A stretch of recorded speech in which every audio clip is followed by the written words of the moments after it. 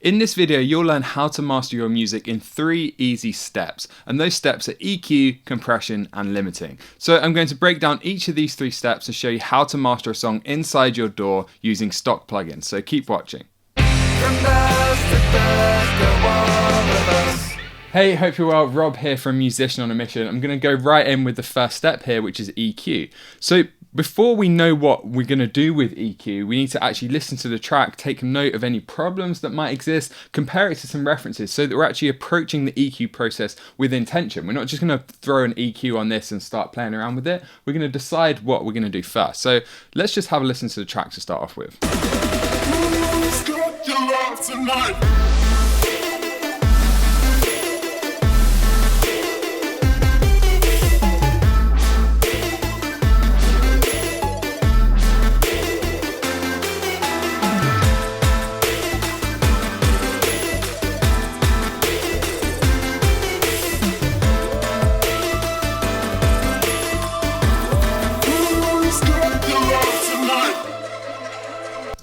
Okay, really cool track by Cole Hungus. You can go download this. I'll make sure there's a link below. It's from a really good multi-track library. So as that was playing there, you saw me taking a couple of notes. And that's the first thing that I would advise, is you actually listen back to this.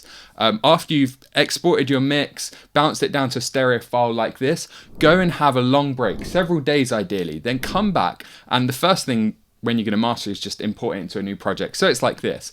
Then have a listen, and now that your ears are a bit refreshed, you can start to take notes of any problems. And that's what we want to focus on in this phase with EQ, is problem solving. And then the next thing we can do is compare this to some references to see, okay, is there too much low end, too much top end compared to what we would expect from a professional release. So I'm going to pull up some references now. So now I've got some references. I just need to volume match them now to make sure they're actually at the same volume as our mix. Okay, so volume match these just by using my ear and also RMS here. If you want, you can just import references onto another channel and just make sure that channel set to the same volume. However you do that, it doesn't matter. So now let's just have a listen to this track, compare it to these references, and again, add to our notes, see what other problems need fixing. And we're going to focus on the top end, the bottom end, and then we can even go a level deeper and think about the lower mid. So we're just focusing on the sonic footprint of the track as a whole, looking for any potential issues or any potential ways that this actually differs quite a lot from what we'd expect to hear on the radio. So let's start with our track. Who's got your love tonight? And now another track.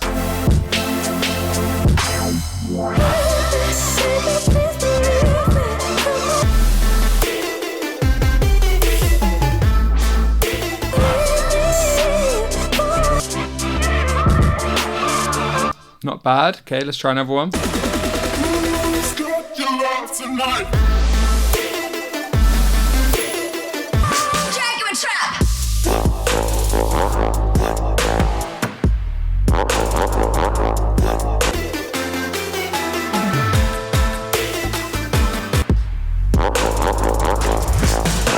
Okay, and one more. Who's got your love tonight?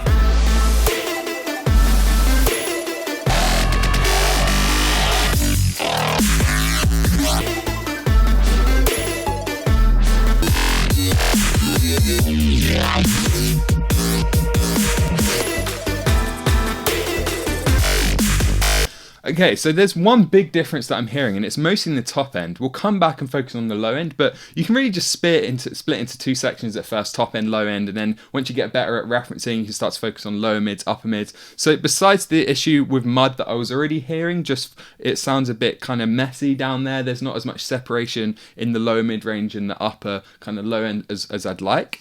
But I can also hear that listening to references. Then on top of that, I can hear that maybe we need a bit more top end. So you just want to go through this process, add notes, and then we can just start to play around with this, and we'll come back to our references later. So let's just load up an EQ, and I'm going to use stock plugins for this whole process here. And we want to make sure that if you are using a special plugin for referencing, that needs to be at the very end. And then we're just going to start to play around trying to fix some of these issues. So I'm going to start by removing some of that mud, playing around down here, and I can just be more aggressive, sweep around until I find what I'm looking for, and then kind of like back it off. And I'm going to start with that because if I do that, it might fix this top end, but then we'll come back to the top end afterwards. Who's got your love tonight?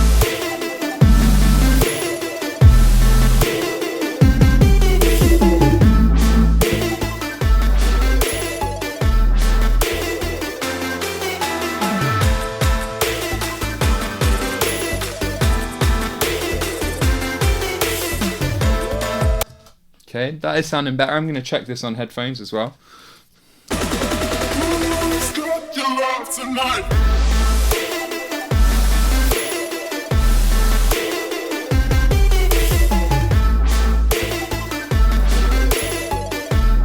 Let me make that a little bit more pronounced so you can really hear what I'm cutting there.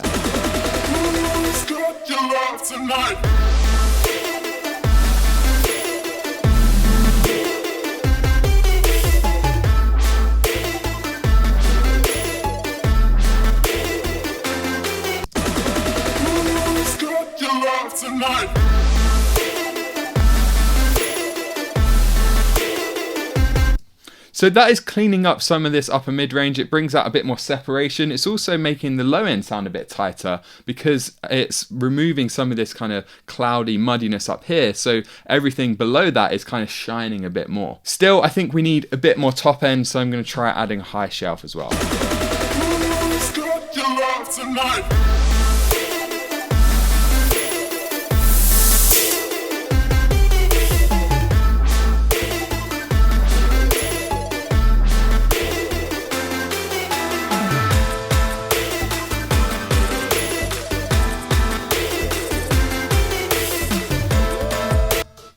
And now because of that cut there, it's adding a bit kind of harshness, a bit lower than that. So I'm going to counteract that with a little cut here.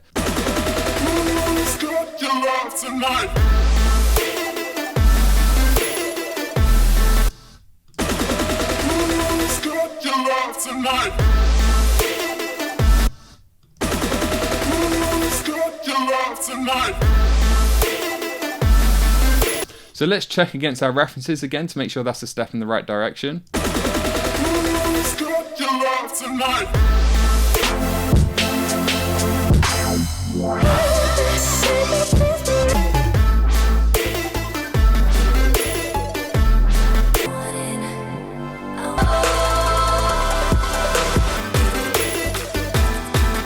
Yeah, I think that is. So one last thing I'm going to do here is engage a high pass filter at 20 Hz and a low pass filter at 20 kHz. And that just means when it actually comes to adding our limiter, there's nothing below 20 Hz that we can't actually hear, but is actually happening, and again above 20 kHz, because that's the human hearing range. So we want to get rid of everything else so that it's not influencing what the limiter sees, because sometimes that can have an impact. And then one more thing I want to add, when it comes to adding EQ to your whole mix, just be careful how much you boost and cut, because 1-2 dBs is often enough. There are no rules. If you find you have to add 3 or 4 dBs or cut 3 or 4 dBs and you know what you're doing, then by all means do it. But at the same time, if you're having to boost or cut that much, that suggests that there's an issue that needs fixing in the mix instead. So 1-2 dBs I often find is enough on the actual mastering EQ. So there you go. That's EQ in the context of mastering a song. Now let's move on to compression. EQ probably the main step, but now we're just going to add some glue and some energy to the track with some nice compression here.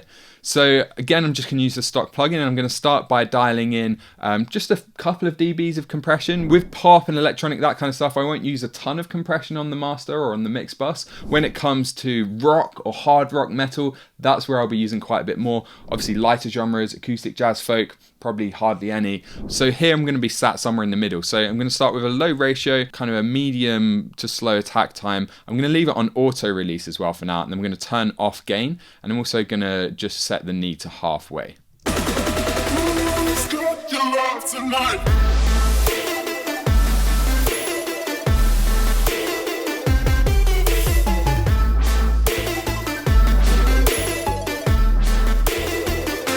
So the reason I use those settings, first of all, a low ratio because we want it to be quite subtle. Equally, that's why I used halfway knee. We don't want it to be all the way because then sometimes the compressor doesn't react fast enough to the track, but halfway makes it sound a bit more musical with a genre like this. If it was rock, I'd use a hard knee and push it a bit harder. Then I'm using kind of a medium slow attack time because I want to let the transients of the track poke through. And I'll show you in a second what a really fast attack time sounds like. And I'm just going to leave it on auto release. I often find that auto release works really well when you're mastering. If in doubt, you can start around 100 milliseconds. That's generally a good starting point for the release as well, but I'm going to keep tweaking this now. So let's see what a fast attack time sounds like. I'm also going to reduce this threshold so that we're applying a lot more compression.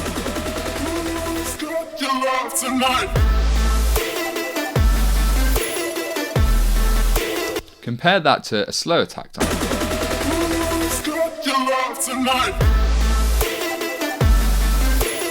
Really focus on the kick, because with a fast attack, we're kind of slamming down on the transient of the kick. It's not getting through the compressor.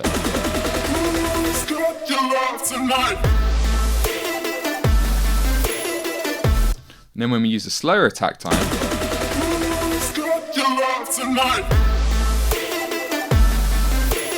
it's still dipping quite a lot, but it comes just after the kick. So basically with the attack time, you want to make sure it's not starting to sound really flat. And I find around 10 milliseconds is a good starting point for that. Also there, that was with a 100 millisecond release. So I'm just going to finish tweaking this a bit more.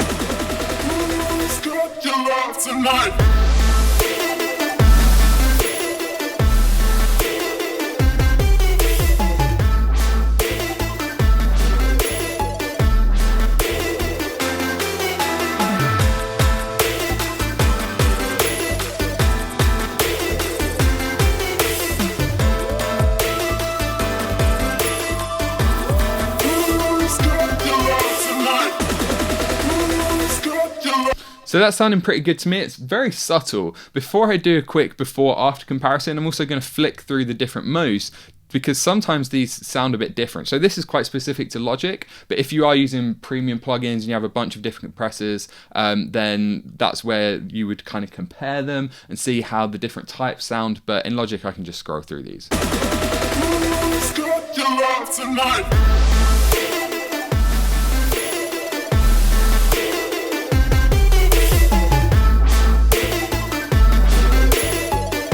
So vintage VCA sounds a bit more modern to me, so that's what I'm going to use in this context. Let's do a before after. And what you'll notice is when I bring this compressor in, there's more energy in the mix, there's a bit more excitement, but at the same time, it kind of glues together. All these words are probably meaningless to many people, so just try and focus more on the excitement. That's how I would best describe it.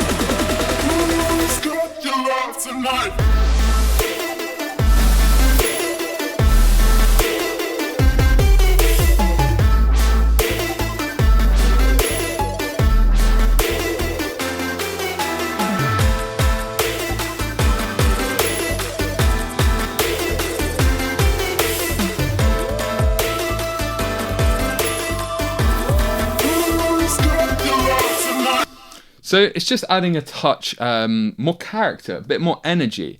So last step now is a limiter. We've got it sounding good tonally. We've kind of shaped the dynamics a bit to give it a bit more energy and also just tame those dynamics, so that now going into the limiter, we've got a more consistent level. And really simple process here. Depending on what limiter you're using, where you go about this is going to be different. So if you have a limiter where you can link the output to the gain, or any limiter where you can just increase the amount of gain reduction without influencing the volume difference, because that allows you to see how the limiter sounds without it turning up or down the track. Now with the Logic limiter, unfortunately we can't do that. So here's another process we can use, which is just adding a couple of dBs of gain reduction, because in most places now, when you upload this to Spotify, when you upload it to YouTube, all these places, or most of these places now, volume match. And what that means is if you upload a mix that's a bit too quiet, it'll turn it up anyway. If you upload a mix that's really heavily limited and really squashed, then it's going to turn it down, it's going to sound worse. So all a limiter does is just keeps it around 0 dB. It pushes it closer to 0 dB, which is the loudest we can go, and without actually going over it. It's a brick wall we're actually going to set it to minus 0.5 instead of 0 to give us a little bit of headroom there. So now I'm just going to increase the gain until I'm seeing around 2 dB of gain reduction on some of the louder peaks.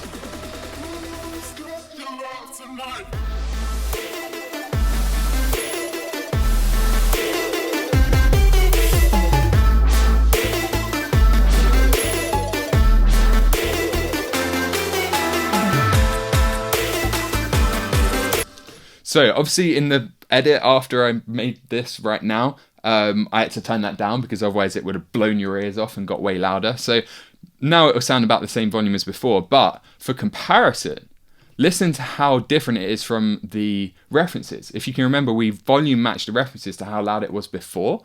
So now when we flick back to the references, we can see how loud our track was previously.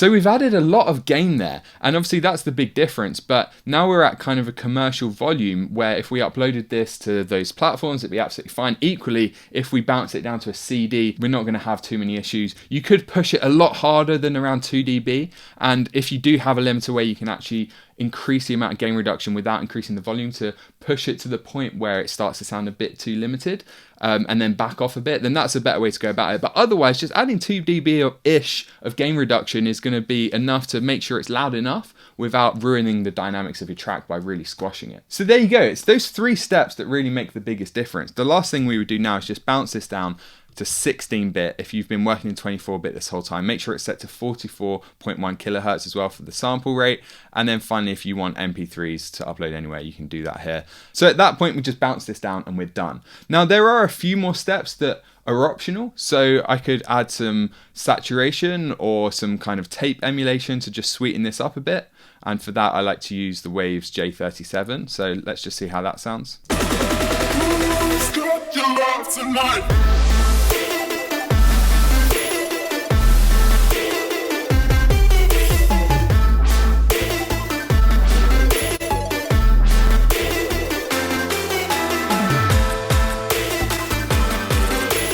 So it's pretty subtle, but to me that just opens up the mix a little bit more. I've got a few more kind of like tricks that I like to do. For example, some subtle multi-band compression. And this is just very, very optional, this step. But I just have a preset that I like to use where it just compresses the low mids and the upper mids individually. And that gives it, again, just a bit more excitement.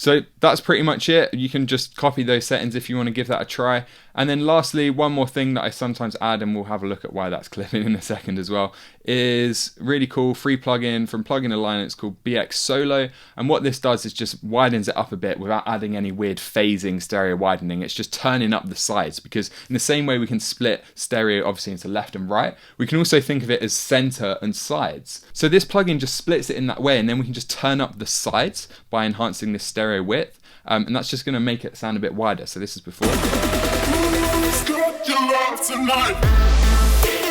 After.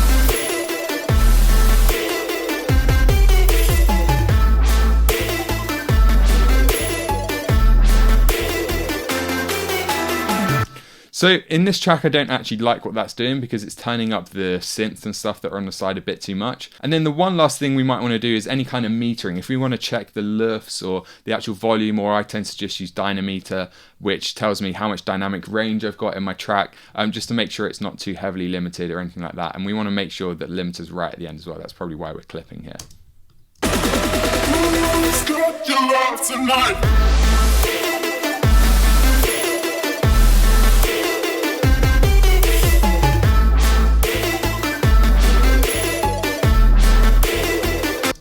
Cool. So there we go. On top of that, if you did send this to a professional mastering engineer, they might do a few more kind of like magical enhancing, sweetening things. They also might create Redbook formats so you can go to CD. So, you know, this is not meant to replace a professional mastering engineer. The context of this is if you have a track or a demo that you're not going to be releasing or promoting that heavily and you just want to quickly master it yourself, then this is what you can do. You can just do it yourself. Having said that, if you've got a track that's really important and you're going to be releasing it, pushing it quite a lot, I highly recommend you send it to a professional mastering engineer, because then you've got someone in a different room with a different set of ears, with more experience, with different equipment, hearing your mix, and they're going to pick up on issues that you'll never hear in your room or in your headphones because you're so used to using it, or with your ears because you're stuck with them. So that's really advantageous when it comes to big releases. If, however, you just have a demo and you want to master it yourself, go ahead, do this. There's actually two more approaches that I want to talk about now quickly. First of all, you could also use a service like Lander or Aria Mastering, or one of those automated mastering services. And if you're going to do that, I recommend you still go through EQ, compress, do all that stuff. The only thing I don't recommend you do is add a limiter. So if I was going to upload this to Lander or something like that, I would just bypass the limiter, bounce this down, upload it to Lander and see what it does. Upload it to another one, see what it does, because they're a bit hit or miss sometimes. And then lastly, one more approach that I want to talk about is mixing it to sound mastered and kind of merging the mixing and the mastering process. And for that, I'm just going to open up another project. So this is actually the original project where I mixed this track. And what you'll see is I've got lots of plugins on the stereo out. And basically, when I do my own tracks, I mix them to sound mastered. So I do everything you just saw there. EQ, compression, BX solo, we've even got dynameter here, and also a limiter just from where I bounced this down just so I could go and check it elsewhere. And I'll leave all of that on before I send it off for mastering, because you want to mix it to the best of your ability. And instead of separating it out, what you can do, if this sounds better to you and there's no right or wrong answer, it's just workflow, is make that part of your process. Because why would you hold back in the mixing process? You're going to make it sound the best you can. So why not add stereo plugins? Why not add plugins to your mix bus when you're mastering, so that you actually just get the best sound you can anyway. And in fact, I'll do a lot of that before I mix any of this. So go check out one of my videos on backwards mixing or slow focus mixing, which is where I take a top-down approach, where I actually start with mix bus EQ that you just saw, compression, that kind of stuff. Instead of doing it in the mastering phase, I make that part of the mix phase, and then I just mix it to sound the best I can. And that means I don't need to master it myself, because it already sounds awesome in many cases, not in all cases. So if I want to export it or master it, all I do is throw a limiter on it and then it's ready to go. But generally, I will always send stuff to a mastering engineer. So there you go, just a couple of other approaches there that I wanted to cover. Now, beyond mastering, two more things very important that you need to think about. First of all, the room. So if you're going to master your own tracks, you want to make sure you're doing it in a room that's been treated, ideally with a good pair of studio monitors. You want to check it on headphones as well, flick back and forth between headphones and your monitors, so that your listening environment isn't influencing your mastering decisions when you're mastering your own music. In addition to that, try to avoid perfectionism, which is easier said than done. That's like saying, just stop breathing. But we all are perfectionists and we have to try and overcome that in some way. And I find that with mastering and going back and forth with this process, exporting your mix, listening to it elsewhere, going back, mastering it, going back, listening to it in the car, not being happy with it, going back maybe to the mix phase or mastering it again. It's just so easy to get stuck in that loop. So first of all, you can make mastering part of the mixing process if that workflow resonates with you. If not, bounce it down to a stereo track like you saw me do here and master it separately. But just try and move forward with a track that sounds good enough. If it sounds 80% as good as you think you will ever get it, then that's good enough. Just move on, get out. People want to hear your music. So don't get caught in this loop of perfectionism. Instead, try and just be aware of that and try and commit to stuff and just move on. If it's the third time you master it, you just got to say, hey, this isn't going to get better. There's always problems. Whenever I finish a mix, listen back to it a few weeks later, I'm like, damn it, I wish I'd made that tambourine a tiny bit louder. But in the grand scheme of things, no one really cares. If the song's awesome and it sounds good enough, then that does its purpose. People are going to hear the music. So there you go. That's how to master your own music, how to master a song using stock plugins. Now, we did cover quite a lot here, and of course those 3 key steps, EQ, compression, limiting, are vital, but there are actually about 15 steps in total if you really break it down to the smaller details. So I put together a checklist that you can use when you're mastering your track that will walk you through every little thing you need to do to make sure the track is ready to release and you're not going to miss anything before you upload it online and to Spotify and wherever else. So it's completely free. Just head to the link on screen now or head to the link in bio if you want to download that mastering checklist. And if you're new around here, don't forget to subscribe as well. So that's all from me. I'm Rob from Musician on a Mission. I'll see you next time, and remember, create regardless.